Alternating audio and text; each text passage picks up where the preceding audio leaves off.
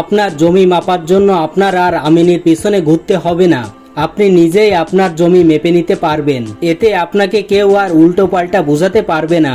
তো কাজটি কিভাবে করবেন দেখিয়ে দিচ্ছি। জাস্ট আপনাকে প্রথমে গুগল থেকে প্রিয় টপিক লিখে সার্চ করে দিতে হবে। তারপর এই ওয়েবসাইটটি ওপেন করে নেবেন। এখন এখান থেকে সার্চ অপশনে ক্লিক করে ফিট লিখে সার্চ করে দেবেন। এরকম একটি পোস্ট দেখতে পারবেন, এই পোস্টের উপর ক্লিক করবেন। এখন স্ক্রল করে নিচে আসলে একটি বাটন দেখতে পারবেন, ইউজ ফ্রি ল্যান্ড ক্যালকুলেটর। এটাতে ক্লিক করে অ্যাপটি ডাউনলোড করে নেবেন। এখন অ্যাপটি ওপেন করে নেবেন। অ্যাপটি ওপেন করতে আপনি এরকম ইন্টারফেস দেখতে পারবেন। এখান থেকে আপনি অনেক কিছুরই হিসাব করতে পারবেন। তো আমরা যেহেতু জমির হিসাব করব, তাই এখান থেকে জমির সঠিক হিসাব এটাতে ক্লিক করে দিব। এখন আপনি এখানে দেখতে পারবেন চিত্র করে দেখানো হয়েছে আপনার জমিটি কিভাবে মাপ করবেন।